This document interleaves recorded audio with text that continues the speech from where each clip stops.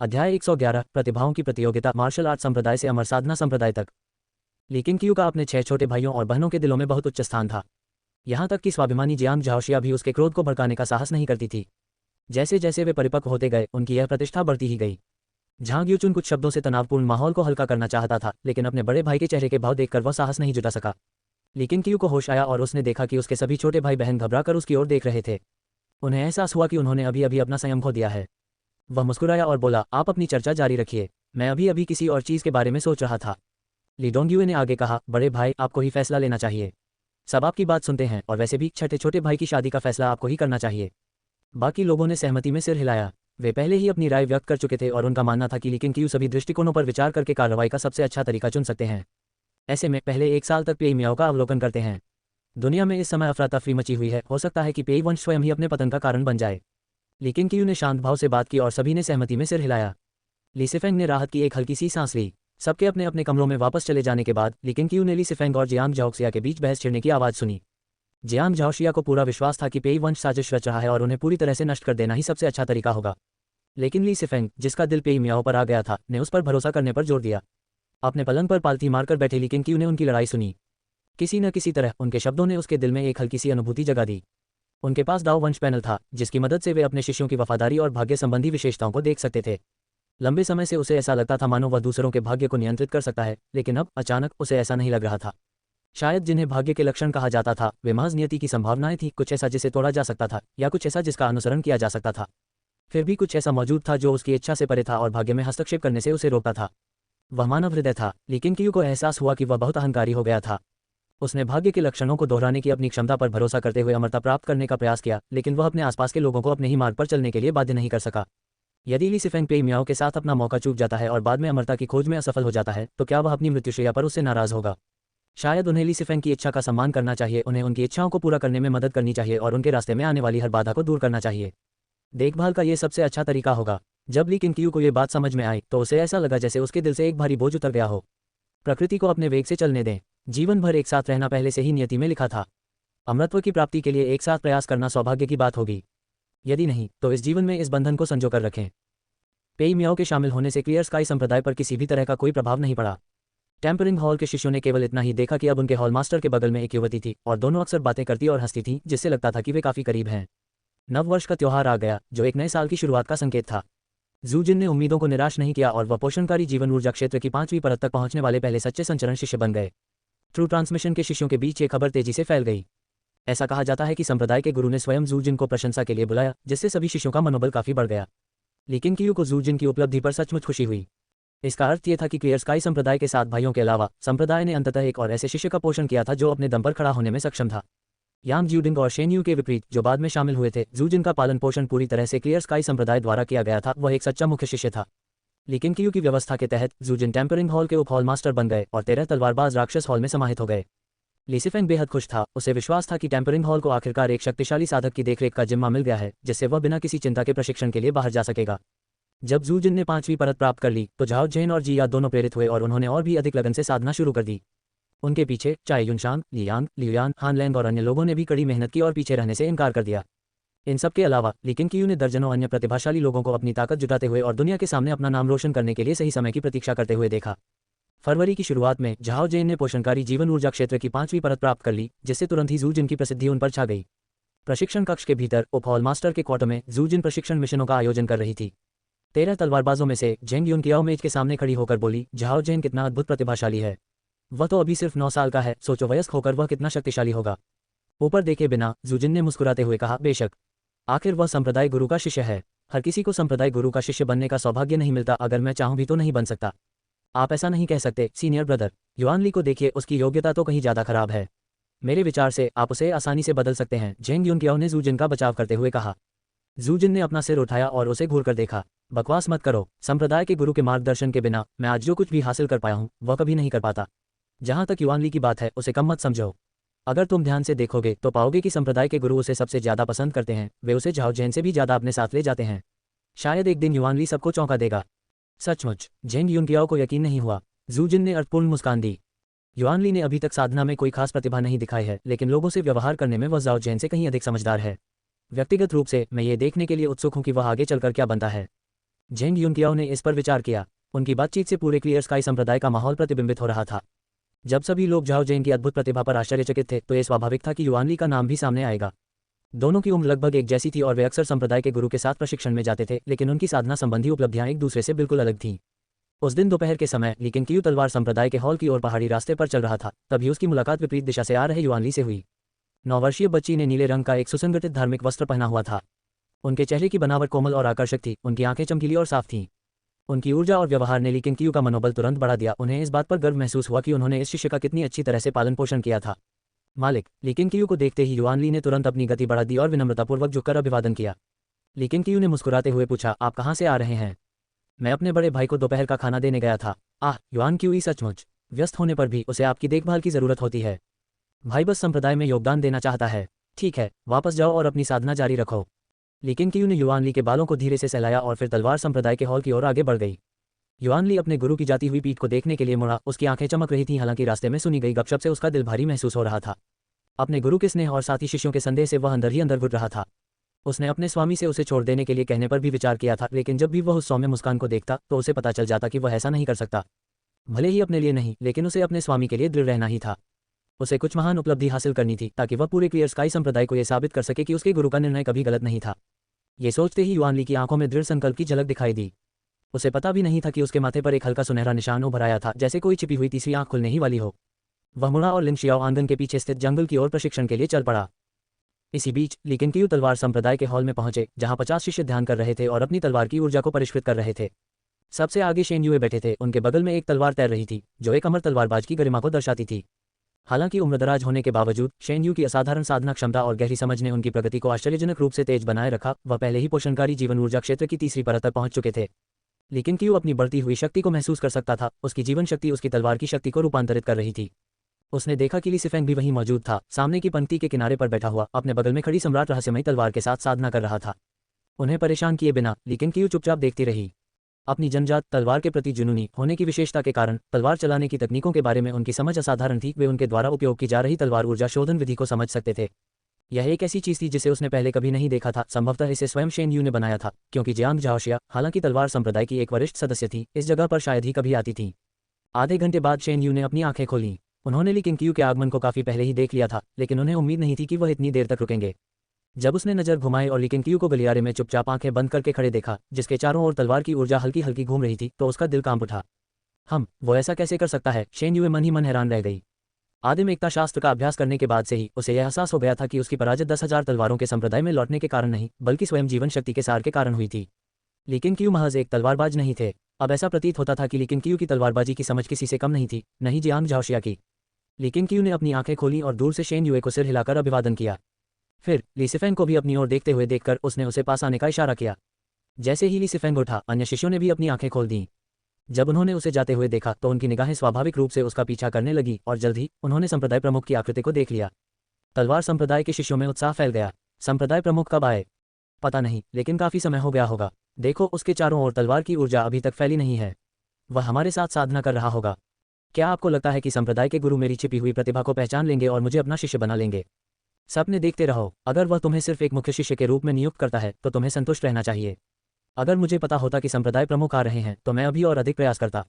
शिष्य आपस में कानाफूसी कर रहे थे। क्लियर स्काई सेक्ट के भीतर लिकिन कियू का इतना प्रभाव था कि सादगीपूर्ण जीवन जीने के बावजूद भी उनसे अधिक सम्मान किसी को नहीं मिलता था। लिक्विन कियू ने ली सिफेंग को दूर ले जाया। वे दोनों साथ साथ एक ऐसी चट्टान पर गए जहां कोई और नहीं था और कंधे से कंधा मिलाकर खड़े हो गए, नीचे के भव्य पहाड़ों को निहारते रहे। शायद इसलिए कि उसे कोई ऐसा मिल गया था जिससे वह प्यार करता था। ली सिफेंग हाल ही में बहुत अधिक मेहनत से प्रशिक्षण ले रहा था। हालांकि लिकिन कियू रोमांस में डूबी हुई नहीं थी, लेकिन वह उसे अच्छी तरह जानती थी। इस तरह के बदलाव के पीछे निश्चित रूप से कोई कारण रहा होगा। पेई वंश की बेटी से शादी करने का मतलब है कि आपका भविष्य शांतिपूर्ण नहीं होगा। क्या आपने इस बारे में अच्छी तरह सोच विचार कर लिया है? लिकिन कियू ने शांत स्वर में पूछा। उसकी निगाहें दूर की चोटियों पर टिकी हुई थीं। ली सिफेंग ने भी आगे देखते हुए जवाब दिया, हाँ, मैंने देख लिया है। पेई वंश वाकई महत्वाकांक्षी है। म्याओ एर की मुझसे शादी करवाकर वे निश्चित रूप से उम्मीद कर रहे हैं कि मैं उनके लक्ष्यों को पूरा करने में उनकी मदद करूंगा। लेकिन वे मेरी महत्वाकांक्षा को कम आंक रहे हैं। कौन किसका मोहरा बनेगा, ये तो आने वाले समय में ही पता चलेगा। लेकिन कियू ने कुछ हैरानी से उसकी ओर देखा। वरिष्ठ भाई, मैं अक्सर सोचता हूँ, हमारी क्लियर स्काई सेक्ट हमेशा इतनी शक्तियों की शत्रुता क्यों मोल लेती है? हमने अनगिनत बार अपनी शक्ति का प्रदर्शन किया है, फिर भी नए शत्रु हमेशा पैदा हो जाते हैं। बहुत सोचने के बाद मुझे लगता है कि इसका कारण यह है कि हम अभी भी उतने मजबूत नहीं हैं। ली सिफेंग की निगाहें तेज हो गईं और उनके होठों पर हल्की सी मुस्कान आ गई। ली क्विंकियू ने बहस नहीं की। आपने गौर किया होगा कि क्लियर स्काई सेक्ट का मार्शल मार्ग बाकी सबसे अलग है। जब मैंने शेन यू से कहा था कि आदिम एकता शास्त्र से आयु बढ़ाई जा सकती है तो वह झूठ नहीं था। सम्राट की ही तरह मेरा भी लक्ष्य अमरता प्राप्त करना है, लेकिन एक अलग मार्ग से। आपका क्या आप भी मेरे ही मार्ग पर चलेंगे या आपका कोई और लक्ष्य है? ली क्विंकियू ने गंभीरतापूर्वक पूछा और यह निर्णय अपने छोटे भाई पर छोड़ दिया। ली सिफेंग ने मुड़कर उसकी ओर देखा और बेफिक्र मुस्कान के साथ जवाब दिया, बड़े भाई, अमरता एक भ्रम है। मुझे लगता है कि आप भी इसे पाने को लेकर पूरी तरह आश्वस्त नहीं हैं। इतनी स्पष्ट चीज का पीछा करने के बजाय मैं वर्तमान को जीना चाहता हूँ। नायक मुश्किल समय में जन्म लेते हैं, मैं खुद को परखना चाहता हूँ। चाहे मैं सफल हूँ या असफल, मैं हमेशा आपका छोटा भाई रहूंगा। दोनों भाई आमने सामने खड़े हो गए, उनकी निगाहें मिलीं। लेकिन क्यू भी मुस्कुराई और भावुक होकर बोली, मेरा छोटा भाई आखिरकार बड़ा हो गया है। चूंकि तुमने अपना फैसला कर लिया है तो जाओ, चाहे कुछ भी हो जाए, क्लियर स्काई सेक्ट हमेशा तुम्हारा घर रहेगा। मैं हमेशा तुम्हारी रक्षा करूंगी। लेकिन एक बात याद रखना, कभी भी स्वर्ग या नैतिकता के विरुद्ध कार्य मत करना और न ही उस तरह का आदमी बनना जिसे तुम आज तुच्छ समझते हो। ली सिफेंग ने गंभीरता से सिर हिलाया। बड़े भाई, निश्चिंत रहिए। मैं, ली सिफेंग, हमेशा से एक वीर नायक बनना चाहता था। मैं अपने मूल हृदय को कभी नहीं भूलूंगा। लेकिन क्यू की आंखों के सामने एक स्मृति उभर आई। एक युवा ली सिफेंग लकड़ी की तलवार लहराते हुए खुद को एक धर्मी नायक घोषित कर रहा था जो अन्याय को सहन नहीं कर सकता था। अध्याय 112, मार्शल गॉड पास मार्शल आर्ट्स संप्रदाय से अमर साधना संप्रदाय तक। ली सिफेंग के इरादों की पुष्टि हो जाने के बाद लेकिन क्यू को इस मामले की चिंता नहीं रही। ली सिफेंग को भी शादी करने की जल्दी नहीं थी। अपने बड़े भाई की व्यवस्था के अनुसार उसने पहले 1 साल इंतजार करने का फैसला किया ताकि वह इस समय का उपयोग अपनी शक्ति को मजबूत करने के लिए कर सके। ली सिफेंग ने लगन से प्रशिक्षण शुरू किया। उनके दृष्टिकोण में आए बदलाव ने टेम्परिंग हॉल के शिष्यों को प्रेरित किया। अतीत में ली सिफेंग के लंबे समय तक बाहर रहने के कारण हॉल का अनुशासन शिथिल हो गया था, जिससे इसकी समग्र शक्ति 7 हॉलों में सबसे निचले स्तर पर आ गई थी। अब ली सिफेंग के नेतृत्व में साधना करने और 13 तलवार राक्षसों के शामिल होने के साथ टेम्परिंग हॉल में अंततः रूपांतरण का एक अवसर मिला। क्लियर स्काई संप्रदाय ने अपनी स्थिर वृद्धि जारी रखी। फरवरी के अंत में लेकिन क्यू ने 7 हॉल्स को 10 और शिष्यों की भर्ती करने की अनुमति दी, जिससे संप्रदाय के भीतर काफी हलचल मच गई। यद्यपि 7 हॉलों के शिष्यों को सच्चे ज्ञान प्राप्ति वाले शिष्यों के समान व्यवहार प्राप्त नहीं होता था, फिर भी उनके विशेषाधिकार आंतरिक शिष्यों की तुलना में कहीं अधिक थे। उनके पास धन और अधिकार दोनों थे। स्वाभाविक रूप से अधिकांश शिष्य ऐसे पद की आकांक्षा रखते थे। जंगल में लेकिन क्यू ने झाओ जेन और लियांग को दिव्य ड्रैगन रूपांतरण का उपयोग करते हुए अभ्यास करते हुए देखा। 2 सुनहरे ड्रैगन लगातार आपस में टकराते रहे, जिससे पहाड़ और जंगल कांप उठे। धूल आसमान की ओर उड़ने लगी, वास्तव में एक शानदार दृश्य। लेकिन क्यू के वस्त्र और काले बाल हवा में बेतहाशा उड़ रहे थे। झांग यूचुन ली क्विंकियू के बगल में खड़ा था। ये पहली बार नहीं था जब उन्होंने झाओ जेन और लियांग को दिव्य ड्रैगन रूपांतरण के साथ द्वंद्व युद्ध करते देखा था। पहली बार तो वह चौंक गया था। कई बार इसे देखने के बाद वह भावना फीकी पड़ गई, फिर भी उसकी निगाहें अनजाने में उस दृश्य की ओर खींची चली जाती थीं। उसे यह स्वीकार करना पड़ा कि झाओ जेन द्वारा दिव्य ड्रैगन रूपांतरण को एक मंत्र में परिवर्तित करने के बाद इसे देखना बेहद प्रभावशाली हो गया था। झांग यूचुन को इसे स्वयं सीखने की तीव्र इच्छा भी हुई, फिर भी झाओ जेन द्वारा लिखित गुप्त नियमावली से उन्होंने चाहे जितना अभ्यास किया हो, वे इसे समझ नहीं पाए। वरिष्ठ भाई, वे बड़े परिवार तो सचमुच हद से ज्यादा खर्च कर रहे हैं। 7 हॉल के एक कोटे के लिए वे 10,000 ताइल सोना देने को तैयार हैं। क्या आप जानते हैं कि उससे कितने शिष्य अपना जीवन यापन कर सकते हैं? झांग यूचुन ने आक्रोश से कहा। जैसे जैसे वह उन कुलीन परिवारों के साथ अधिक समय बिताता गया, वैसे वैसे उसे इस बात का एहसास होता गया कि दुनिया कितनी क्रूर है। उनकी दौलत आम लोगों की कल्पना से परे थी। कस्बे के अधिकांश लोगों ने तो कभी किताब भी नहीं पढ़ी थी। अगर आप उनके सामने इतनी बड़ी रकम रख दें तो उन्हें गिनना भी नहीं आता होगा। लेकिन क्यू ने शांत भाव से कहा, ऐसी चीजें तो होनी ही हैं। आप मना कर सकते हैं, लेकिन आप इस बात की गारंटी नहीं दे सकते कि दूसरे भी मना करेंगे। महान ली राजवंश में सोने का वजन आधुनिक दुनिया से भिन्न था। ये प्राचीन काल के अधिक समान था और सोना शुद्ध नहीं था, बल्कि एक विशेष लाल सोने का मिश्र धातु था। 10,000 ताइल का वजन लगभग 1,000 कैटी के बराबर था, फिर भी यह एक असाधारण संपत्ति थी। तो फिर हमें क्या करना चाहिए? अगर यह मिसाल कायम हो गई तो क्या वे बड़े परिवार अपनी मनमानी नहीं करेंगे? झांग यूचुन चिंतित हो गई। डरने की क्या बात है? ऐसे मामलों को कानून प्रवर्तन विभाग पर छोड़ दीजिए। आप जितना ज्यादा चिंता करेंगे और दखल देने की कोशिश करेंगे, उनके लिए चीजें उतनी ही मुश्किल होती जाएंगी। लेकिन क्यू ने तब जवाब दिया जब उसने देखा कि दोनों सुनहरे ड्रैगन ने अपनी लड़ाई रोक दी है। ड्रैगन की आभा गायब हो गई, जिससे झाओ जेन और लियांग के असली रूप सामने आ गए। प्रवर्तन कक्ष। झांग यूचुन जम गया। चाय युनशान की छवि उसके मन में उभर आए और उसने चिंता से पूछा, चाय युनशान के गुस्सैल स्वभाव को देखते हुए क्या वह अंततः दुश्मन नहीं बना लेगी? लेकिन क्यू ने आंखें घुमाई और अधीरता से कहा, तो क्या हुआ अगर वो ऐसा करती है?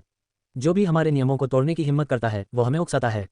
बस करो, चिंता करना छोड़ो, अपने सिद्धांतों पर अडिग रहो। ऐसा दिन मत आने दो जब चाय युनशान तुम्हारे गुनाहों का सबूत मेरे सामने रख दे। झांग यूचुन शर्मिंदा लग रही थी। क्लियर स्काई सेक्ट हमारा संप्रदाय है। मैं पैसे के लिए इसे भला कैसे नुकसान पहुंचा सकता हूं? भावना नाम की भी कोई चीज होती है, लेकिन क्यू ने धीमी आवाज में कहा। और भावनाओं की शक्ति भयावह होती है। यह एक व्यक्ति को अपने सिद्धांतों से विमुख कर सकती है और यहां तक कि उसके स्वभाव को भी बदल सकती है। इसके साथ ही ली क्विंकियू झाओ जेन और लियांग की ओर आगे बढ़े। झांग यूचुन ने ली क्विंकियू के शब्दों पर विचार किया और उनका अनुसरण नहीं किया। झाओ जेन ने अपने हाथों को अपनी कमर पर रखा और गर्व से मुस्कुराया। तो फिर मेरी दिव्य ड्रैगन रूपांतरण शक्ति अभी भी अधिक शक्तिशाली है ना? लियांग ने अपने माथे से पसीना पोंछा। उसके चेहरे पर प्रशंसा के भाव थे। सचमुच तुम मुझसे ज्यादा ताकतवर हो। लेकिन मुझे ये बात समझ नहीं आती, तुम्हारा शरीर मुझसे छोटा है, फिर भी तुम इतना फायदा कैसे बनाए रखते हो। एक समय उन्हें विश्वास था कि अपने प्रयास और शारीरिक क्षमता के बल पर वे झाओ जेन को पछाड़ सकते हैं, लेकिन वास्तविकता ने इसके विपरीत साबित कर दिया। हालांकि झाओ जेन की उम्र केवल 9 वर्ष थी, लेकिन युद्ध में उसका प्रदर्शन जबरदस्त था। लियांग को ऐसा महसूस हो रहा था मानो उसकी हर हरकत को भांप लिया गया हो, जिससे वह हर बातचीत में असहज महसूस कर रहा था। लियांग को हार स्वीकार करते देख झाओ जेन ने हल्के से खांसते हुए कहा, दरअसल अगर तुमने अपनी ड्रैगन सोल का इस्तेमाल किया होता तो शायद मैं जीत नहीं पाता। ड्रैगन सोल की बात करें तो वह इसे पूरी तरह से समझ नहीं पाया था। यह मार्शल आर्ट जैसा नहीं लग रहा था, बल्कि किसी प्रेतवादित उपस्थिति जैसा लग रहा था। क्या सचमुच भूतों का इस्तेमाल इंसान कर सकते हैं? झाओ जेन के मन में धीरे धीरे एक विचार बनने लगा। जब तुम बड़े हो जाओगे तो ड्रैगन सोल की शक्ति होने के बावजूद भी मुझे तुम्हें हराना शायद मुश्किल लगेगा, लियांग ने मुस्कुराते हुए और सिर हिलाते हुए कहा। हालांकि उनकी उम्र में अंतर था, लेकिन उनके स्वभाव आपस में मेल खाते थे। अब वे हर दिन साथ बिताते थे, जिससे उनके बीच एक घनिष्ठ संबंध बन गया था। हालांकि इसी वजह से झाओ जेन और युआन ली के बीच संबंध में दूरी बढ़ने लगी और लियांग अपने चचेरे भाई से कम मिलने लगे। लेकिन क्यू शिष्यों के निजी संबंधों में दखल देना पसंद नहीं करते थे। दरअसल झाओ जेन और लियांग का एक दूसरे के करीब आना जरूरी नहीं कि बुरी बात हो, बल्कि यह युआन ली के लिए दयनीय था, जो अब हमेशा अकेला रहता था। मैंने दिव्य ड्रैगन रूपांतरण में भी महारत हासिल कर ली है, क्यों न तुम दोनों हाथ मिलाकर मेरे साथ मुकाबला करो। लेकिन क्यू बोलते हुए आगे बढ़े। ये सुनकर झाओ जेन और लियांग ने उत्साह भरी नजरों से एक दूसरे का अभिवादन किया। झांग यूचुन चुपचाप वहां से चली गई, उसने उन्हें परेशान नहीं किया। मार्च के मध्य तक 9 प्रांतों की भूमि में एक तूफान जैसी खबर फैल गई और जल्द ही क्लियर स्काई संप्रदाय तक पहुंच गई। मार्शल एरेना के सामने जब शिष्य और संरक्षक मुकाबलों के शुरू होने की प्रतीक्षा कर रहे थे, वे सांसारिक मामलों पर बातचीत कर रहे थे। क्या आपने सुना? वेजू के राजा ने 7 प्रांतों की सेनाओं का नेतृत्व करते हुए जोंगटियन प्रांत में मार्शल गॉड पास पर हमला किया और अभी तक उसे भेद नहीं पाए हैं। हाँ, मैंने सुना है। कहते हैं कि दरबार में एक ऐसा सेनापति है जिसने युद्ध के मैदान में लगातार 52 द्वंद्व युद्ध जीते हैं। मार्शल आर्ट की दुनिया के बेजोड़ विशेषज्ञ भी उसके एक भी वार का सामना नहीं कर सकते। अगर वे मार्शल गॉड पास को भी पार नहीं कर सकते तो वे दानव सम्राट को पकड़ने की उम्मीद कैसे कर सकते हैं? वह राक्षसी पंथ उत्तरी मार्शल जगत में बेरोकटोक अपना आतंक फैला रहा है। वे पहले छुपकर काम करते थे, लेकिन अब वे दिन दहाड़े बच्चों को लूटते हैं और पूरे परिवारों का कत्ल कर देते हैं। ये दुनिया दिन ब दिन और भी अंधेरी होती जा रही है।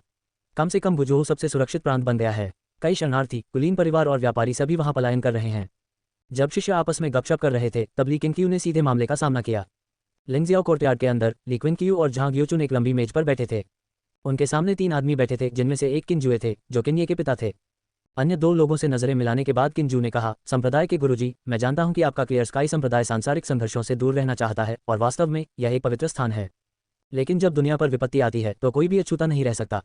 दानव सम्राट झाओ जी जनता के कल्याण की परवाह नहीं करता और बेरोकटोक राक्षसी पंथ को आम लोगों के बच्चों का अपहरण करने का आदेश देता है। वुजोह राज्य की राजधानी में राक्षसी पंथ द्वारा किए गए अत्याचारों को संप्रदाय के गुरुजी आप अवश्य याद रखेंगे। देर सवेर वे दक्षिण की ओर बढ़ेंगे और तब क्लियर स्काई संप्रदाय उनके साथ युद्ध से बच नहीं पाएगा। केवल मार्शल गॉड पास पर धावा बोलकर और जेन्यांग इंपीरियल सिटी पर आक्रमण करके ही दानव सम्राट अपनी पूरी सेना को इकट्ठा करके सहयोगी सेना का सामना कर पाएगा। यदि क्लियर स्काई संप्रदाय हमारे लिए उस राक्षसी सेनापति को मारने के लिए एक भी विशेषज्ञ को भेज सके तो सहयोगी सेना बिना किसी बाधा के आगे बढ़ सकती है और अनगिनत आम नागरिकों की जान बच जाएगी। उसके बगल में खड़े दोनों व्यक्तियों ने सहमति में सिर हिलाया। दोनों अलग अलग कुलीन परिवारों से थे और ईमानदारी से आए थे। आंगन में सोने और रत्नों से भरे बड़े बड़े संदूक रखे थे। लेकिन क्यू ने पूछा, मुझे उस राक्षसी सेनापति के बारे में और बताओ, वह कितना दुर्जय है? किंजू के बाईं ओर बैठे पेई परिवार के सदस्य ने तुरंत कहा, उस शैतानी सेनापति का नाम चांगवू है। उसने महान मार्शल संप्रदाय से मार्शल आर्ट सीखा और बाद में सेना में शामिल होकर 1 दशक से अधिक समय तक सीमाओं पर युद्ध लड़ा। हालांकि अतीत में वह बेहद शक्तिशाली था, लेकिन उस समय वह अपने वर्तमान स्तर के आसपास भी नहीं था। अब उसकी ताकत बेमिसाल है, साधारण तीर भी उसकी त्वचा से टकराकर वापस उछल जाते हैं। युद्ध के मैदान में वह प्रकृति की शक्ति है, एक संहारक मशीन है। केवल द्वंद्व युद्ध ही उसकी विनाशकारी शक्ति को सीमित कर सकता है। लेकिन क्यू के चेहरे पर सोच विचार के भाव उभर आए। उन्हें याद आया कि लेडी चेन हुईलान ने एक बार कहा था कि उन्होंने कोई परिवार के लिए मार्शल गॉड पिल्स तैयार की थी और उन गोलियों का असर चांगवू की स्थिति से पूरी तरह मेल खाता था। तीनों आगंतुक बेसब्री से इंतजार कर रहे थे। मोर्चे खतरे में थे और कई संप्रदायों ने पहले ही अपने विशेषज्ञों को भेज दिया था, जिनमें से सभी चांगवू के हाथों मारे गए। अब क्लियर स्काई सेक्ट ही उनकी आखिरी उम्मीद थी। अंत में ली किंग ने कहा, आप अभी जा सकते हैं।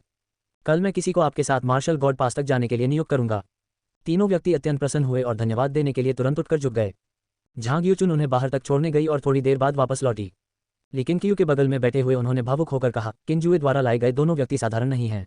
पेई वंश के पेई शुवानतांग ने एक बार शाही परीक्षा में शीर्ष स्थान प्राप्त किया था, वे पूरे जोंगटियन प्रांत में प्रसिद्ध हैं। दूसरे, लू यी एक सम्मानित सेनापति हैं जो 5000 कुलीन घुड़सवारों की कमान संभालते हैं। लेकिन क्यू ने कहा, मैं ली सिफेंग और वू मान एयर को भेजने की योजना बना रहा हूँ। आपका क्या विचार है? झांग यूचुन ने भौहें चढ़ाईं। उनकी युद्ध क्षमता मुझे चिंतित नहीं करती, दोनों ही पोषणकारी जीवन शक्ति क्षेत्र की 5वीं परत पर हैं। मुझे बस इस बात का डर है कि उनका दिमाग अभी परिपक्व नहीं हुआ है और वे किसी जाल में फंस सकते हैं। तो झांग यू को भी साथ ले चलो। क्या उस आदमी ने यह नहीं कहा था कि वह दुनिया को और देखना चाहता है? ये ठीक रहेगा, झांग यू चतुर और साधन संपन्न है, उसके होने से मुझे अधिक सहज महसूस होगा। झांग यू चुन मुस्कुराए। झांग यू ने वर्षों तक निष्ठापूर्वक उनकी सेवा की थी और वह भरोसेमंद था। लेकिन क्यू ने निर्देश दिया, आज रात उन्हें इसके बारे में बता दो। उन्हें तैयारी करने और कल सुबह जल्दी रवाना होने के लिए कहो। समझा। झांग यू चुन उत्साह से वहां से चली गई। लेकिन क्यू ने आकाश की ओर देखा। वह इतना साफ नीला था कि वह इस धुंधली दुनिया का हिस्सा मात्र ही नहीं लग रहा था। उस शाम सातों लोग लिंगशियाओ आंगन में रात के खाने के लिए एकत्रित हुए। ली डोंग वुमन र के पास बैठकर लगातार बातें कर रहे थे, जबकि ली सिजिन ली सिफेंग को वुमन र की देखभाल करने की चेतावनी देते रहे। अरे, मैं तो कई बार पहाड़ से नीचे उतर चुका हूँ, और पांचवें वरिष्ठ भाई इतने शक्तिशाली हैं, तो चिंता की क्या बात है। अगर 10 चांद वो भी हम पर हमला कर दे तो हम उन्हें एक एक करके मार गिराएंगे। ली सिफेंग ने पूरे आत्मविश्वास से ऊंची आवाज में कहा। वुमन एर ने मासूमियत से मुस्कुराया। हाँ, हम डरते नहीं हैं, हम सचमुच बहुत मजबूत हैं। हालांकि वह सरल स्वभाव का था, लेकिन उसके अपने विचार थे। वह हमेशा से बाहरी दुनिया के बारे में जानने के लिए उत्सुक रहता था, लेकिन उसके बड़े भाई बहन उसे कभी जाने नहीं देते थे। वह नहीं चाहता था कि वे लोग चिंतित हों, इसलिए वह अब तक चुप रहा था। अगर जरूरत पड़ी तो मैं भी जाऊंगी, मैं उनकी प्रसिद्धि को छीने बिना उन्हें अंधेरे से बचाऊंगी, जियांग झाओशिया ने ली किंगकियू के बगल में फुसफुसाते हुए कहा। ली किंगकियू ने वुमान एर की ओर देखा और धीरे से मुस्कुराए। कोई जरूरत नहीं है, जियांग झाओक्सिया ने भौहें चढ़ा दी। बड़े भाई, सावधान रहें, हम किसी ऐसी चीज का जोखिम नहीं उठा सकते जिसे ठीक न किया जा सके। लेकिन क्यों उसकी ओर मुड़ा, उसके होंठ हल्के से हिले। जियांग झाओशिया की आंखें चौड़ी हो गईं, फिर उसने राहत की सांस ली। लेकिन कुछ ही क्षण बाद अचानक सच्चाई का एहसास हुआ। उसने चारों ओर देखा, ऐसा प्रतीत नहीं हो रहा था कि लेकिन क्यों की बातें किसी और ने सुनी हो। अध्याय 113 clear sky sword sect token martial art संप्रदाय से अमर साधना संप्रदाय तक। लेकिन क्यों हमेशा से यह मानते थे कि ध्वनि संचरण तकनीक साधकों के लिए मानक है, इसलिए उन्होंने इसका अध्ययन करने में समय लगाया और अंततः सफल हुए। ठीक अभी की तरह उसने अपने शब्दों में जीवन शक्ति का संचार किया और उन्हें सीधे जियांग झाओशिया के कान में पहुंचाया, ताकि केवल जियांग झाओशिया ही उसे सुन सके। जियांग झाओशिया के चेहरे पर बढ़ती हैरानी को देखकर ली किंगकियू को उपलब्धि का गहरा एहसास हुआ।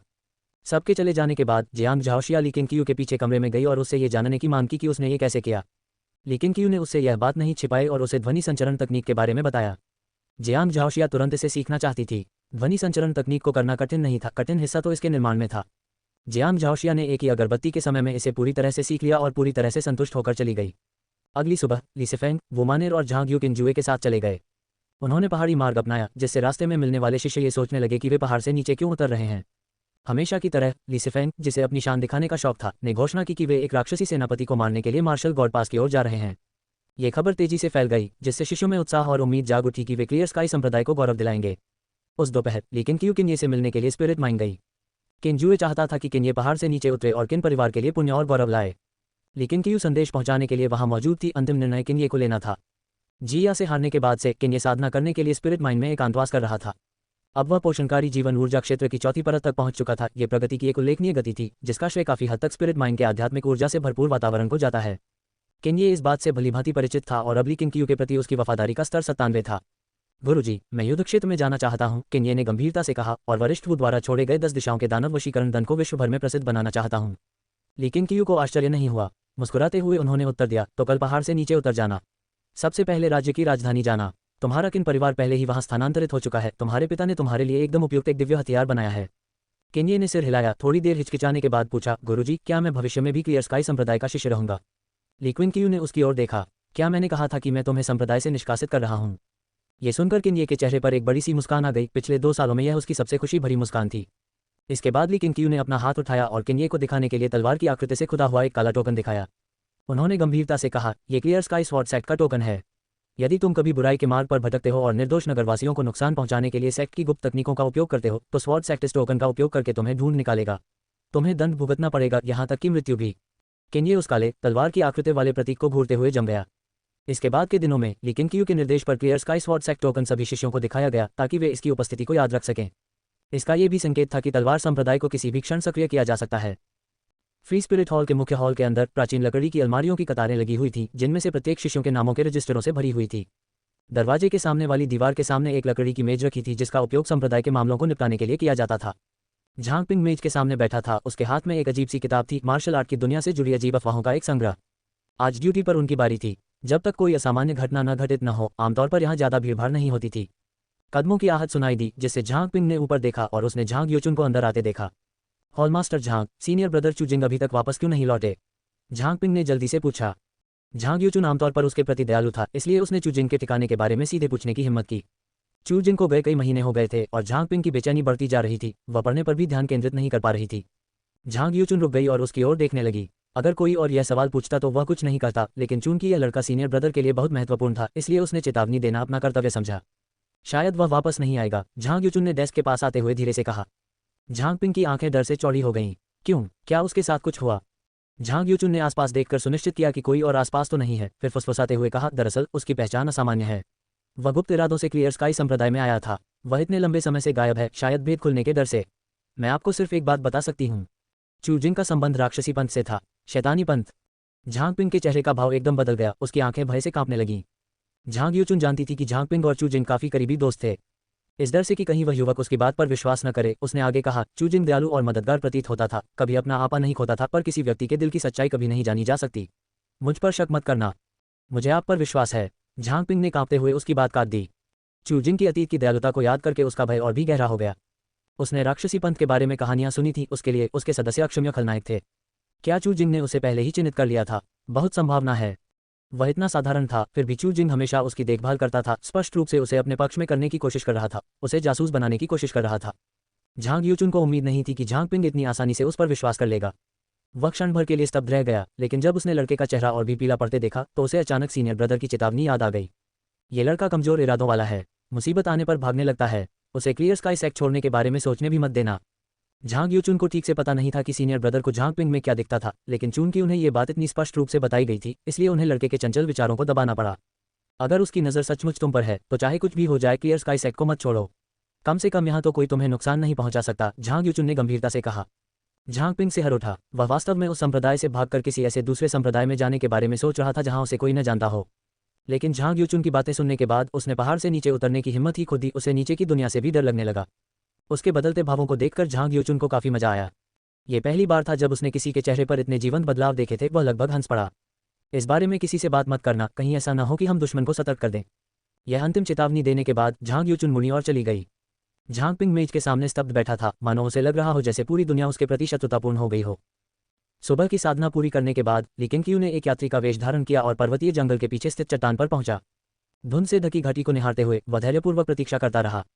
कुछ देर बाद एक तेज आंधी आई, जिससे कोहरा छट गया और विशालकाय लिटिल एट उसके सामने प्रकट हो गया।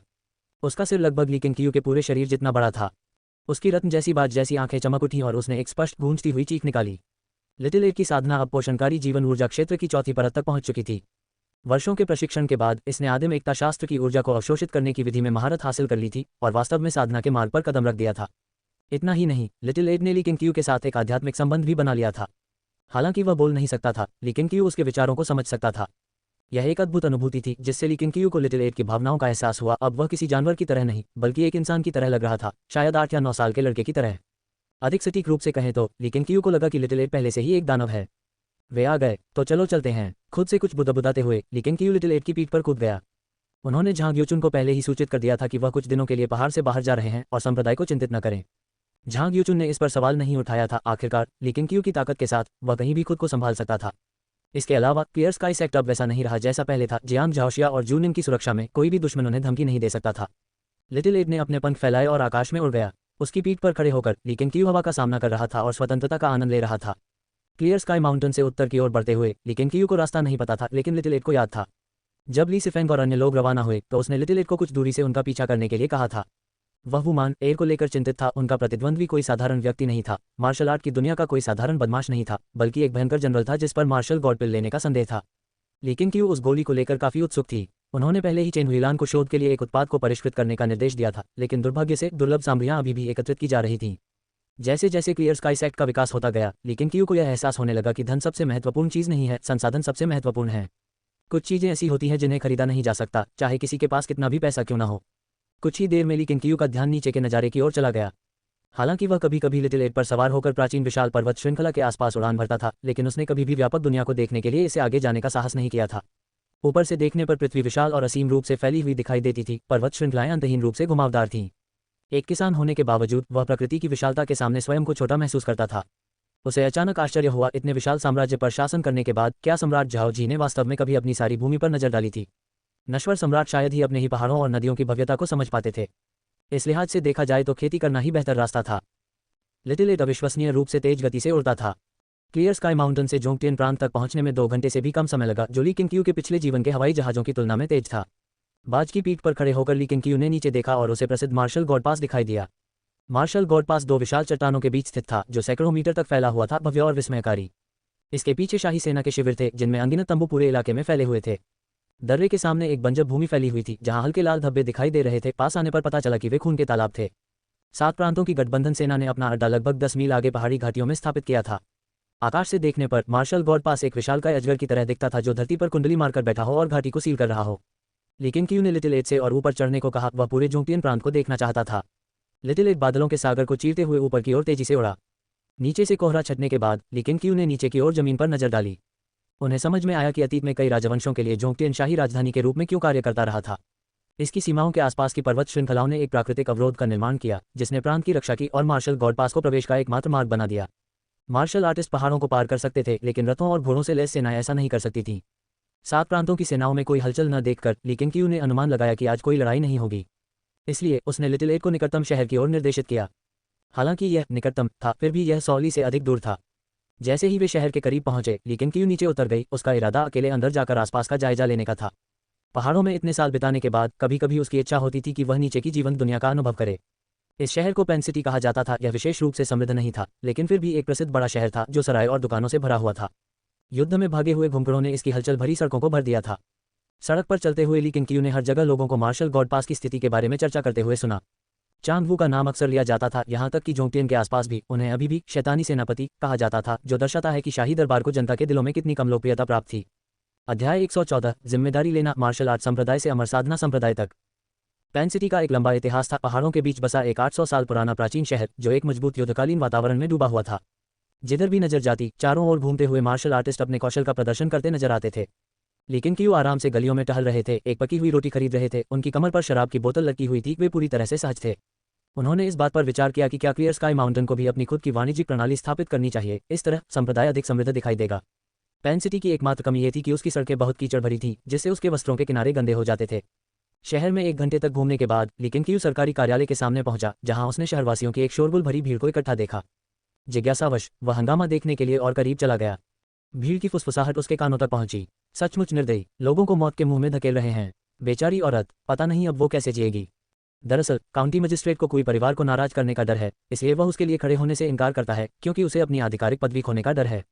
कोई परिवार अब ग्रैंड कमांडेंट के पद पर है, दरबार और देश पर उनका पूरा अधिकार है। कौन उन्हें नाराज करने की हिम्मत करता है? अत्यंत दयनीय, दुखद। ऐसे समय में पुरुष अपनी पत्नियों और बच्चों की रक्षा नहीं कर सकते, पत्नियां अपने पतियों या बेटों का बदला नहीं ले सकती। किसी को नहीं पता कि कब विपत्ति उनके सिर पर आ गिरेगी। लेकिन क्यू भीड़ में घुसते हुए आगे बढ़ी और उसने पत्थर की सीढ़ियों के सामने एक महिला को घुटने टेकते हुए देखा। उसके बगल में एक छोटा लड़का भी घुटनों के बल बैठा था। ऊपर की सीढ़ियों पर कई कांस्टेबल परेशान दिख रहे थे और चुपचाप इस बात पर चर्चा कर रहे थे कि स्थिति से कैसे निपटा जाए। अचानक महिला ने अपना सिर उठाया और विलाप भरी आवाज में चिल्लाई, अगर जिला मजिस्ट्रेट मुझे और मेरे बेटे को न्याय दिलाने से इनकार करता है तो मैं यहीं सरकारी दफ्तर के सामने आत्महत्या कर लूंगी। भूत बनकर भी मैं तुम्हें कभी माफ नहीं करूंगी। इतना कहकर वह रेंग कर उठी और पास ही स्थित पत्थर के शेर की ओर दौड़ पड़ी। कांस्टेबल चौंक गए। उसी क्षण एक युवक उनके बीच से अचानक निकला और महज 3 कदमों में पत्थर के शेर तक पहुंचकर उसका रास्ता रोक दिया। वह एक किशोर कांस्टेबल था, शायद 15 या 16 वर्ष का, लंबा और सीधा, तलवार जैसी भौं और तारों जैसी आंखों वाला। उसे रोकने के लिए उसने अपनी बांह का इस्तेमाल किया। दांत पीसते हुए बोला, मैं तुम्हारे लिए न्याय कायम रखूंगा। वह महिला जम सी गई। उसने संघर्ष करना बंद कर दिया। उसने युवक की ओर आश्चर्य से देखा और पूछा, सचमुच? एक अधेड़ उम्र का कांस्टेबल तेजी से पास आया और सख्ती से बोला, बोझ जाओ, लापरवाही से मत बोलो। बोझ जाओ नाम का युवक उसकी ओर मुड़ा। उसकी आवाज गुस्से से ऊंची हो गई। गुरुजी, अगर हम उसकी मदद नहीं करेंगे तो ये माँ और बच्चा कैसे बचेंगे? कोई परिवार जरूर बदला लेगा। अगर आप सब मुसीबत से डरते हैं तो मैं अकेला ही कार्रवाई करूंगा। मुझे विश्वास है कि मेरे हाथ में मौजूद तलवार पेन शहर में पनप रही बुराई को काट नहीं सकती। उस महिला की ओर मुड़कर उसने कहा, आगे चलो, हम अभी चलते हैं। उस महिला के पास उसकी कम उम्र के बारे में सवाल करने का समय नहीं था। उसने बार बार सिर हिलाया, फिर अपने 6 साल के बेटे को लेकर मुड़ी और दूसरी गली में चली गई। और अधिक तमाशा देखने के लिए उत्सुक दर्शक उनके पीछे पीछे चलने लगे। हालांकि कोई भी कांस्टेबल उनके साथ नहीं गया। अधेड़ उम्र के कांस्टेबल ने अपना पैर पटका और सरकारी भवन में वापस भाग गया। कोई परिवार की कई शहरों में शाखाएं थीं, पेन सिटी भी इसका अपवाद नहीं था। एक शाखा परिवार होने के बावजूद वे यहाँ के सर्वोपरि थे, यहाँ तक कि काउंटी मजिस्ट्रेट को भी उनके सामने झुकना और चापलूसी करना पड़ता था। लेकिन क्यू के पास करने के लिए कुछ और न होने के कारण वह जिज्ञासावश भीड़ के पीछे पीछे चल पड़ी। आगे बोझ झाओ को देखते हुए उसने सोचा, इस लड़के में वीरता का भाव तो है, लेकिन उसकी युद्ध कला में कमी है। कोई परिवार का सामना करने जा रहा है, वह खतरे की ओर बढ़ रहा है। ऐसा लगता है कि चांदवू ने मार्शल गॉड पिल ले ली है और चूंकि पेन सिटी कोई परिवार के प्रभाव में है, क्या ऐसा हो सकता है कि मार्शल गॉड पिल भी यहीं छिपी हो? लिक्विन क्यू ने शांति से विचार किया। उन्हें मार्शल गॉड पिल की कोई इच्छा नहीं थी। चेन हुईलान के अनुसार यद्यपि यह गोली अपार शक्ति प्रदान करती थी जिससे व्यक्ति तलवारों और तीरों से अप्रभावित हो जाता था और यहाँ तक कि उसकी आंतरिक ऊर्जा दोगुनी हो जाती थी, लेकिन यह उपयोगकर्ता को 10 साल से अधिक जीने के लिए अभिशप्त भी कर देती थी। ऐसी गोली क्लियर स्काई संप्रदाय के अनुयायियों के लिए उपयुक्त नहीं थी। वह केवल इसके सटीक प्रभावों के बारे में जानने के लिए उत्सुक था। इसके अलावा यदि कोई परिवार के पास मार्शल गॉड पिल है तो क्या उनके पास इसे तैयार करने में इस्तेमाल होने वाली दुर्लभ जड़ी बूटियां भी हो सकती हैं। इसी विचार के साथ ली किंग भीड़ के पीछे पीछे कुई के निवास की ओर चल पड़ी। अगर मार्शल गॉड पास पर कोई नई लड़ाई छिड़ जाती तो लिटिलेट उसे सचेत करने आ जाती, इसलिए वह चिंतित नहीं था। लगभग 3 मील पैदल चलने के बाद वे अंततः कोई परिवार की जागीर पर पहुंच गए। कसकर बंद गेट को देखकर बोझाओ आगे बढ़ा और उसे लात मारकर खोल दिया, जिससे कस्बे के लोगों ने खुशी से जयकारे लगाए। लेकिन जैसे ही उसने अंदर कदम रखा, एक जोरदार लात ने उसे वापस बाहर की ओर फेंक दिया, जिससे वह सड़क पर जा गिरा और लगभग बेहोश हो गया। भीड़ ने हैरानी से सांस ली और डर के मारे पीछे हट गई। सबकी निगाहें द्वार की ओर मुड़ गईं। कोई परिवार के पहरेदारों का एक समूह तेजी से बाहर निकला, जिसका नेतृत्व एक विशालकाय और क्रूर व्यक्ति कर रहा था, जिसका चोला मांसपेशियों से फूला हुआ था। बाकी लोग तो उसके कंधे तक भी नहीं पहुंच पाए, उसकी उपस्थिति ही सबकी निगाहें अपनी ओर खींच रही थी। ये तो कुई योंग है, ये इतना विशालकाय कैसे हो गया? किसी ने अविश्वास भरे स्वर में कहा। कुई योंग का चेहरा क्रूर था, उसकी आंखें एक खूंखार जानवर की तरह खून से लाल थीं। उसने गिरे हुए बोझाओं को घूरते हुए हिंसक भाव से कहा, बदमाश, तेरी हिम्मत कैसे हुई कोई परिवार का द्वार लात मारने की? तू मौत को दावत दे रहा है, तुझे इसका पछतावा होगा। मैं तेरे परिवार को तेरी आंखों के सामने मार डालूंगा ताकि तुझे कोई परिवार को नाराज करने की कीमत समझ आए। बोझाओ ने खून की उल्टी की, गुस्से से या चोट से वह खुद नहीं बता सका। उसकी निगाहों में क्रोध और अविश्वास का भाव मिश्रित था। ये कैसे हो सकता है? एक लात और मैं अपाहिज हो गया। उसने उठने की कोशिश की, लेकिन दर्द ने उसके शरीर को जकड़ लिया। उसकी पसलियां चकनाचूर महसूस हो रही थी, पीड़ा उसके पूरे शरीर में फैल रही थी। कुई योंग जानबूझकर धीरे धीरे उसकी ओर बढ़ने लगा, मानो उसकी इच्छाशक्ति को कुचलने का इरादा रखता हो। वह महिला और उसका बेटा डर के मारे किनारे पर कांप रहे थे, हिलने डुलने की भी हिम्मत नहीं थी। उसे उम्मीद नहीं थी कि बोझाओ इतनी जल्दी प्यार में पड़ जाएगा। इस हंगामे के बीच ली किंग ने थोड़ा सा माथा सिकोड़ा। उसने अपनी रोटी का बचा हुआ टुकड़ा पास ही खड़े एक नाक बहने वाले लड़के को दे दिया, फिर भीड़ को चीरते हुए आगे की ओर बढ़ गया। कुई योंग ने ली किंग को बाहर निकलते हुए देखा और भौहें चढ़ा ली। ये देखकर आश्चर्यचकित रह गया कि किसी और ने हस्तक्षेप करने की हिम्मत कैसे की। बोझाओ का दिल निराशा से भर गया। वह जानता था कि उसकी मौत इसी सड़क पर सबके सामने होगी, एक ऐसा अपमानजनक अंत जिसकी उसने कभी कल्पना भी नहीं की थी। जैसे ही वह अपनी आंखें बंद करके अपने भाग्य को स्वीकार करने वाला था, उसने किसी को अपने पास से गुजरते हुए देखा। नजरें ऊपर उठाते ही उसकी नजर ली किंग की पीठ पर पड़ी। उसे कुई योंग की ओर बढ़ते देख बोझाओ ने सहज रूप से बोलने की कोशिश की। वह उसे रोकना चाहता था। तो वाकई कोई ऐसा भी है जिसे मौत से डर नहीं लगता? कुई योंग ने उपहास किया। जैसे ही दोनों करीब आए, बोझाओ की दृष्टि धुंधली हो गई, फिर एक जोरदार धमाका हुआ। कुई योंग का उभरा हुआ माथा पल भर में गायब हो गया। वह सदमे से अपना सिर घुमा लिया। लेकिन क्यू की एक ही लात से कुई योंग का विशालकाय शरीर उड़कर कुई के आंगन में जा गिरा। कुई के रक्षक स्तब्ध रह गए। वे ये समझ नहीं पा रहे थे कि उनका सबसे शक्तिशाली व्यक्ति कैसे गिर गया। कस्बे के लोग भी स्तब्ध रह गए और ली किंग को खाली निगाहों से घूरते रहे। बिना रुके ली किंग कुई के निवास की ओर तेजी से बढ़ गई। पहरेदारों को होश आया और वे उसकी ओर दौड़े। इसके बाद बोझाओ ने जो देखा वह उसके दिमाग में हमेशा के लिए अंकित हो गया। वे रक्षक भीड़ियों के झुंड की तरह टूट पड़े, लेकिन ली किंग के हाथ उठाने से पहले ही वे सभी खून की उल्टी करते हुए हवा में उड़ गए। ये दृश्य समझ से परे था, जिससे बोझाओ अचंभित रह गया। कुछ ही पलों में आधे पहरेदार नीचे गिर गए, बाकी दहशत में भाग गए। लेकिन क्यू अजय होकर आगे बढ़ता गया और सीधे कुई की जागीर में घुस गया। कस्बे के लोग बोझाओ को उठने में मदद करने के लिए दौड़ पड़े। इस दौरान कुई की हवेली के अंदर लेकिन क्यू रोने की हल्की आवाज का पीछा करते हुए कुई उनके बेजान शरीर के पास से गुजरी। रास्ते में पहरेदार और नौकर उसे रोकने के लिए प्रकट हुए। जिसने भी हिम्मत दिखाई वह जीवन शक्ति के तीव्र प्रवाह से बेहोश हो गया। कुछ ही देर में वह एक सुनसान आंगन में पहुंचा और एक दरवाजा खोल दिया। उसकी नजरें कमरे में चारों ओर घूमी। साधारण कपड़ों में एक युवती बिस्तर के पास बैठकर रो रही थी। अचानक हुई आवाज से चौंककर उसने ऊपर देखा और उसकी नजरें ली किंग की निगाहों से मिलीं। भयभीत होकर वह तब तक पीछे हटती रही जब तक उसकी पीठ दीवार से नहीं टकरा गई। डरो मत, मैं तुम्हें बचाने आया हूँ। ली क्यू धीरे से मुस्कुराए। उसे यह आभास हो गया था कि जागीर भर में अन्य लड़कियां भी कैद थी, संभवतः उनका संबंध कीमियागरी से था। मुझे बचाने की कोशिश मत करो, उन्होंने कहा था कि अगर मैंने भागने की कोशिश की तो वे मेरी मां को मार डालेंगे और मेरे भाई के हाथ पैर तोड़ देंगे, उसने कड़वाहट से कहा। हालांकि वह 12 साल से अधिक उम्र की नहीं दिखती थी, लेकिन उसके भीतर त्याग से उपजा एक दुखद दृढ़ संकल्प था। लेकिन क्यू ने जवाब दिया, कोई बात नहीं, मैं उन सबको मार डालूंगा, फिर कोई तुम्हारे परिवार को नुकसान नहीं पहुंचाएगा। इतना कहकर वह मुड़ा और चला गया। लड़की एकदम जम गई, वह कोई प्रतिक्रिया देने में असमर्थ थी। कुछ ही क्षणों बाद आंगन से चीखें सुनाई देने लगीं। वह दौड़कर दरवाजे तक गई और सावधानी से बाहर झांका, वहां कोई नहीं था। हिम्मत जुटाकर वह बाहर निकली। लेकिन क्यू एक खामोश तूफान की तरह जागीर में घूम रही थी। नौकर तो केवल बेहोश हो गए, लेकिन अच्छे कपड़े पहने हुए नौकरों को तुरंत मार डाला गया। जब भी वह किसी ऐसे कमरे के पास से गुजरता जिसमें कैदी रखे गए थे, तो वह दरवाजों को लात मारकर खोल देता था। कुई परिवार में सबसे शक्तिशाली व्यक्ति वास्तव में कुई योंग था, जिसने स्पष्ट रूप से मार्शल गॉड पिल का सेवन किया था। यहाँ तक कि शीर्ष मार्शल आर्ट के उस्तादों को भी उसके खिलाफ संघर्ष करना पड़ता था, लेकिन वह ली किंग से मिला और सड़क किनारे एक आवारा कुत्ते की तरह मर गया। कुछ ही देर में पूरे परिसर में दर्द भरी चीखें गूंजने लगी, जो फाटकों के बाहर मौजूद कस्बेवासियों तक भी पहुंच गईं। क्या हो रहा है? क्या उस आदमी ने सचमुच अंदर जाकर सबको मारना शुरू कर दिया? ऐसा ही लगता है, मैंने महिलाओं के चीखने की आवाज़ सुनी। वह कौन है जो कोई परिवार को चुनौती देने की हिम्मत कर रहा है? शाबाश, आखिरकार किसी ने इन दरिंदों को सजा दी। इससे पेन सिटी में अफरा तफरी मच जाएगी। दूसरों के सहारे बोझाओं ने कुई के आंगन की ओर देखा, उनकी आंखें विस्मय और भावनाओं से भरी हुई थीं। आगे जो भी हो, आखिरकार किसी ने तो न्याय के लिए आवाज़ उठाई ही थी। कुछ ही समय बाद पहरेदार और नौकर द्वार से भागने लगे, जिससे ली किंग कियू की अपार शक्ति की पुष्टि हुई। कस्बे के लोगों ने जयकारे लगाए और यहाँ तक कि भागते हुए नौकरों पर सब्जियों के पत्ते भी फेंके। दर्जनों पेड़ों को काटने के बाद ली किंग कियू ने एक आंगन से निकलने वाली एक अनोखी आध्यात्मिक ऊर्जा को महसूस किया। जिज्ञासावश उसने उसका पीछा किया। जैसे ही उसने दरवाजा खोला, सुगंधित हवा का एक झोंका उसका स्वागत करने लगा। अंदर बड़ी बड़ी पेटियों की कतारें थीं, जिनमें से कुछ पहले से ही खुली हुई थीं, औषधीय जड़ी बूटियों से भरी हुई थीं। वह एक सीलबंद संदूक के पास पहुंचा, ढक्कन खोला, सूखी जड़ी बूटियों के ढेर को एक तरफ हटाया और उनके नीचे एक ताज़ा गहरे लाल रंग का गैनोडर्मा पौधा पाया। अध्याय 115, निर्मल आकाश का नाम, मार्शल आर्ट संप्रदाय से अमर साधना संप्रदाय तक। अचानक मिली दौलत बुरी नहीं, बुरी नहीं। ऐसा लगता है कि स्वर्ग की ओर से काम करने का फल स्वर्ग से ही मिलता है। लेकिन कियू के होंठ ऊपर की ओर मुड़े हुए थे, उनका मूड हल्का और खुशनुमा था। वह औषधीय जड़ी बूटियों को तुरंत अपने साथ नहीं ले गया, बल्कि कोई परिवार के शेष सदस्यों से निपटने के लिए मुड़ गया। कैद लड़कियों को बचाने के अलावा ली किंग कियू ने ऐसे दृश्य भी देखे जिनसे उसका खून गुस्से से खौल उठा। कोई परिवार वास्तव में राक्षसी संप्रदाय जितना ही नीच था, 1000 गुना अधिक मृत्यु का पात्र था। लेकिन कियू ने कोई परिवार के हर एक सदस्य को खत्म करने का फैसला किया ताकि वे कैद की गई लड़कियों से बदला न ले सकें। एक अगरबत्ती जलने के बाद ली किंग कियू औषधीय जड़ी बूटियों से भरे आंगन में कपड़े का एक गट्ठा लेकर लौट आए। उसने कपड़ा जमीन पर बिछाया और जड़ी बूटियों से भरे लकड़ी के बक्सों को एक एक करके उस पर रखना शुरू कर दिया। काम खत्म होने के बाद उसने धीरे से सीटी बजाई और चुपचाप इंतजार करने लगा। लगभग 1 दर्जन सांसों के बाद हवा का एक जोरदार झोंका आंगन से गुजरा, जिससे आसमान में अंधेरा छा गया। लिटिल एट ऊपर से नीचे उतरा, उसके विशाल पंखों ने पूरे आंगन को ढक लिया।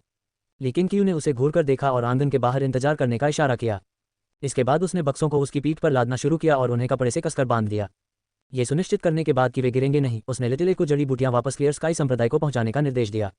लिटिल एट ने अपने पंख फैलाए और तेजी से बादलों में उड़ गया। लेकिन कियू को घबराहट महसूस होने लगी। उसे चिंता होने लगी कि कहीं बक्से हिलकर गिर न जाएं। यदि कोई गिर जाए और गलती से किसी को कुचलकर मार डाले तो क्या यह एक गंभीर पाप नहीं होगा? इन्हीं विचारों में डूबी हुई ली किंग कियू कुई निवास के मुख्य द्वार की ओर चल पड़ी। जागीर में अभी भी काफी धन बचा होगा, फिर भी उसने उसे लेने की जहमत नहीं उठाई। इसे शहर के आम लोगों पर छोड़ दिया जाए, अगर काफी संख्या में लोग इसे हथियाने के लिए दौड़ पड़े तो कोई भी दूसरे की शिकायत नहीं करेगा। उसे अचानक ख्याल आया कि अगर उसके पास भंडारण प्रकार का कोई जादुई उपकरण होता तो यह आदर्श होता। हालांकि क्लियर स्काई संप्रदाय मजबूत होता जा रहा था, लेकिन अमर साधना तकनीकों की विविधता सीमित ही रही। इसके विकास को आगे बढ़ाने के लिए हर तरह की प्रतिभाओं की आवश्यकता थी। अफसोस की बात है कि सच्चे प्रतिभाशाली लोग, विशेषकर रचनात्मकता वाले, हमेशा से ही कम रहे हैं। उसे और भी व्यापक स्तर पर तलाश करनी होगी। शिष्यों की संख्या जितनी अधिक होगी, उतनी ही अधिक समस्याएं उत्पन्न हो सकती हैं, लेकिन इससे संप्रदाय के अमृतत्व प्राप्ति के मार्ग में प्रगति भी तेज होगी। लेकिन कियू को इस समय ठीक इसी चीज की जरूरत थी। आखिरकार उसने पहले ही एक सत्ता संरचना स्थापित कर ली थी, अब कई लोग उसके बोझ को साझा कर सकते थे। शिष्यों की भर्ती में तेजी लाने के लिए उन्हें संप्रदाय की प्रतिष्ठा को बढ़ाना पड़ा। इसी वजह से उसने ली सिफेंग और वू मान एर को पहाड़ से नीचे भेजा था। क्लियर स्काई सेक्ट में जितने अधिक प्रतिष्ठित विशेषज्ञ होते थे, उसकी नींव उतनी ही गहरी प्रतीत होती थी। केवल 1 या 2 शक्तिशाली सदस्यों का होना पर्याप्त नहीं था। सोचते सोचते ली किंग कियू मुख्य द्वार की ओर चल पड़ी। वह गरिमा के साथ प्रवेश किया था, इसलिए वह गरिमा के साथ ही प्रस्थान करेगा। जैसे ही उसने फाटक से अंदर कदम रखा, बाहर जमा हुए कस्बेवासी तुरंत चुप हो गए, सभी घबराकर उसे देखने लगे। लेकिन कियू को सुरक्षित देखकर बोझाओं ने आखिरकार राहत की सांस ली, हालांकि उसकी जिज्ञासा और भी बढ़ गई। इससे पहले किसी ने गेट से झांक कर देखा था और अंदर कुई योन का शव देखा था। कुई योन द्वारा एक बार लात मारे जाने के बाद बोझाओं को उनकी ताकत के बीच के अंतर का भलीभांति पता चल गया था। लेकिन कियू से इसकी तुलना करते हुए वह शायद ही कल्पना कर सकता था कि इस व्यक्ति का मार्शल कौशल कितना शक्तिशाली होगा। लेकिन कियू की निगाहें भीड़ पर घूम गईं, वह बचाई गई लड़कियों को ढूंढ रही थी। कुछ अपने माता पिता की बाहों में रो रहे थे, कुछ अपने परिवार को बेसब्री से खोज रहे थे और कुछ खोए हुए से लग रहे थे, स्पष्ट रूप से अनाथ थे। लेकिन कियू की नज़र बोझाओं पर पड़ी और वह सीधे उसकी ओर चल पड़ा। कस्बे के लोग भय से पीछे हट गए। हालांकि लेकिन कियू कोई परिवार को दंडित करने आया था, लेकिन भीतर से आती चीखों की गूंज अभी भी उन्हें सता रही थी। उन्हें डर था कि वह फिर से हत्याएं करना शुरू कर सकता है। लेकिन कियू बोझाओं के सामने रुक गए। उसके आसपास मौजूद कांस्टेबल कांप रहे थे, हालांकि इस बार उन्होंने अपने हथियार नहीं छोड़े। मैं आपको चेतावनी देता हूं, एक मोटे ताजे कांस्टेबल ने हकलाते हुए कहा। उसका हाथ इतनी बुरी तरह कांप रहा था कि ब्लेड धुंधला सा दिखाई दे रहा था। हम सरकार के अधिकारी हैं, लापरवाही से काम मत करो। लेकिन कियू ने उस आदमी को नजरअंदाज किया और सीधे बोझाओं की ओर देखा। मेरा नाम ली किंग कियू है, मैं क्लियर स्काई संप्रदाय से हूँ। अगर कोई परिवार बदला लेना चाहे तो आप उन्हें मेरा नाम और मेरे मूल स्थान के बारे में बता सकते हैं। साथ ही जिन लड़कियों का कोई ठिकाना नहीं है, क्या आप उन्हें क्लियर स्काई पर्वत ले जा सकते हैं? अगर आप तैयार हैं तो अच्छी तरह सोच विचार कर लें। यात्रा लंबी और जोखिम भरी होगी, निकलने से पहले अच्छी तरह तैयारी कर लें। अपनी बात पूरी करने के बाद ली किंग कियू जाने के लिए मुड़ गई। कस्बे के लोग तुरंत हट गए, किसी ने भी उसका रास्ता रोकने की हिम्मत नहीं की। उसके जाने के बाद ही उनके बीच कानाफूसी शुरू हुई। तो वह क्लियर स्काई संप्रदाय से है। मैंने उनकी धार्मिकता के बारे में बहुत सुना था, लेकिन अब तक कभी सोचा नहीं था कि यह सच है। हम क्लियर स्काई संप्रदाय को ये बोझ अकेले नहीं उठाने दे सकते। कोई परिवार के कुकर्मों का पर्दाफाश हर किसी को करना चाहिए। क्या इससे कोई परिवार का बदला हम पर नहीं आएगा? अरे क्या है, पांची शहर का कोई परिवार तो पहले ही खत्म हो चुका है, डरने की क्या बात। वैसे भी 7 प्रांतों की संयुक्त सेना मार्शल गॉड पास पर है। वो वीरली यहाँ प्रकट हुआ है, शायद वो मार्शल गॉड पास की मदद के लिए आ रहा है। हो सकता है वो चांदवू को मार डाले और पूरे देश में अपना नाम रोशन करे। क्या आप में से किसी ने थोड़ी देर पहले कोई निवास से कोई परछाई उड़ते हुए देखी थी? वह एक चील जैसी लग रही थी। जब कस्बे के लोग उत्साह से बातें कर रहे थे वो जाओ मुड़ा, लेकिन वहाँ बहुत सारे लोग थे, लेकिन क्यू की आकृति पहले ही उनके बीच हो गई थी। अचानक उसे एहसास हुआ कि उसके सीने का दर्द कम हो गया है। जब उसने उसे छूने के लिए हाथ बढ़ाया तो उसे उसमें एक चांदी की सुई धसी हुई मिली। उसे तुरंत लेकिन क्यू की याद आई और उसने सुई को छुआ तक नहीं। उन्होंने क्लियर स्काई सेक्ट का नाम काफ़ी समय से सुना था। उन्होंने न केवल राक्षसी संप्रदाय के खिलाफ लड़ाई लड़ी बल्कि वे उपचार में भी कुशल थे, एक ऐसी चीज़ जिसका दावा कुछ ही मार्शल संप्रदाय कर सकते थे। आज इसे देखकर लगता है कि उनकी प्रतिष्ठा वास्तव में उचित थी। कपड़े पहने हुए जिस पहली लड़की को लीकिन क्यू ने बचाया था वह अब एक महिला के आलिंगन में थी। उसकी आंखें अभी भी उसी दिशा में टिकी हुई थीं जिधर वह गया था। अल्पविराम, चंद्रमा अस्त हो गया और सूर्योदय हुआ। दोपहर तक 7 प्रांतों की गठबंधन सेना मार्शल गॉड पास रोड पर आगे बढ़ी और अपने गंतव्य के करीब पहुंच गई। लाखों सैनिक एक विशाल काले अजगर की तरह पहाड़ों के बीच से होकर गुजर रहे थे, एक भव्य और विस्मयकारी दृश्य। कवच पहने हुए वुमान एयर एक काले घोड़े पर सवार थी और अपने कवच को बीच बीच में ठीक कर रही थी, क्योंकि वह अभी भी उसके वजन की आदी नहीं थी। उनका कवच अलंकृत नहीं था अन्य कमांडरों की तरह ही, लेकिन उनके विशाल कद ने उसे तना हुआ बना दिया था, जिससे उनकी उपस्थिति भयावह प्रतीत होती थी। कई सैनिकों ने उनकी ओर प्रशंसा भरी नजरों से देखा। वुमान एयर और ली सिफेंग एक दिन पहले ही पहुंचे थे, फिर भी सेना आज फिर से रवाना हो गई थी, जिससे सैनिकों में उनके बारे में और भी अधिक जिज्ञासा पैदा हो गई थी। ये सुनकर कि वे क्लियर स्काई सेक्ट के विशेषज्ञ थे, आशा और चिंता की मिलीजुली भावनाएं उत्पन्न हुई। उन्होंने इससे पहले भी कई मार्शल आर्ट विशेषज्ञों को आमंत्रित किया था, लेकिन चांदवू ने उन सभी को मार गिराया था। वे 1 महीने से अधिक समय से मार्शल गॉड पास के सामने डेरा डाले हुए थे और संदेह पनपने लगे थे क्या वे सचमुच आगे बढ़ पाएंगे। वुमान एयर के घोड़े के पीछे एक रथ था जिस पर वेजो के राजा झाओ क्यूई, ली सिफेंग और एक अधेड़ उम्र के व्यक्ति पेई वंश के मुखिया पेई मियाओ के पिता पेई झांगजी खड़े थे। हालांकि पेई झांगजी कवच पहने हुए थे, लेकिन उनके विद्वतापूर्ण व्यवहार से वे एक योद्धा की बजाय एक विद्वान व्यक्ति की तरह प्रतीत होते थे। राजा झाओ क्यूई की उम्र 30 के दशक के उत्तरार्ध या 40 के दशक के आरंभ में प्रतीत होती थी। उनका चेहरा झुर्रियों से भरा हुआ था और उनकी दाढ़ी छाती तक पहुंचती थी। उसने गाड़ी की रेलिंग को कसकर पकड़ रखा था, उसकी निगाहें वुमान एयर पर टिकी हुई थीं। ली सिफेंग, आपके बड़े भाई सचमुच असाधारण हैं। उनका शरीर तो मानो जनजात सेनापति हैं, झाओ क्यूई ने प्रशंसा करते हुए कहा, और स्पष्ट रूप से पल पल वुमान एयर के प्रति उनका स्नेह बढ़ता जा रहा था। ली सिफेंग ने एक हाथ सम्राट मिस्टिक स्वॉर्ड की मूठ पर और दूसरा हाथ रेलिंग पर रखकर मुस्कुराया। बिल्कुल, मेरे 5वें वरिष्ठ भाई में हमेशा से ही अपार शक्ति रही है। वे जिन बाहरी तकनीकों का अभ्यास करते हैं वे अत्यंत उग्र प्रकार की हैं। जब उनका सामना चांदवू से होगा तब आप स्वयं उनकी शक्ति देख लेंगे। वे कल ही आए थे और अब युद्ध शुरू होने वाला था, लेकिन ली सिफेंग को कोई बेचैनी महसूस नहीं हुई। अगर कुछ था तो वह ये कि उसे भरोसा महसूस होता था। उसने ठान लिया था कि आज चांदवू का पतन होगा। यदि उनका 5वां वरिष्ठ भाई असफल हो जाता तो वह स्वयं कार्यभार संभाल लेता। पेई झांगजी हंसे, मैंने सुना है कि क्लियर स्काई संप्रदाय के पास आदिम एकता शास्त्र नामक एक गुप्त तकनीक है। शिष्यों की युद्ध शक्ति का आकलन इसके स्तरों के आधार पर किया जाता है। मुझे बताए, वुमान एयर ने किस स्तर तक साधना की है? ली सिफेंग ने उत्तर दिया, 5वीं परत स्वर्ग के नीचे अजय होने के लिए पर्याप्त है। झाओ क्यूई ने ली सिफेंग को तिरछी नजर से देखा और सोचा कि वह युवक काफी अभिमानी है। यदि पेई झांगजी ने उसका समर्थन न किया होता तो वह उसे सबक सिखाने के लिए प्रेरित हो सकता था। झाओ क्यूई दिल खोलकर हंसी, तो फिर यह राजा परिणाम की प्रतीक्षा करेगा। यदि वह सचमुच चांदवू को मार डालता है तो मैं उसे सेनापति बना दूंगा। उनकी आत्मविश्वासपूर्ण बातचीत ने आसपास के कमांडरों और सैनिकों दोनों का मनोबल बढ़ा दिया। 1 महीने की असफलता के बाद उन्हें एक ऐसे नेता की जरूरत थी जो जीत को संभव मानता हो। जब 7 प्रांतों की विशाल सेना मार्शल गॉड पास पहुंची तब तक शाही सेना पहले से ही एकत्रित हो चुकी थी। विशाल दीवारों पर अनगिनत तीरंदाज धनुष खींचे तैयार खड़े थे। फिर एक जोरदार गड़गड़ाहट के साथ मार्शल गॉड पास के 5 झांग ऊंचे द्वार खुल गए। काले कवच से सजे एक विशालकाय सेनापति एक ऊंचे लाल घोड़े पर सवार होकर निकले। उसका हट्टा कट्टा शरीर भालू जैसा दिखता था। उसकी विशाल तलवार लगभग 1 झांग लंबी थी, जिसकी धार उसकी लंबाई का 1/4 हिस्सा थी, और वह कान फाड़ देने वाली चीख के साथ धरती को रगड़ रही थी। यह कोई और नहीं बल्कि चांदवू थे। उसका रंग सांवला था, उसकी आंखें तेंदुए की तरह तेज थीं, उसकी बाहें तलवार जैसी थीं और उसकी दाढ़ी घनी और जंगली थी।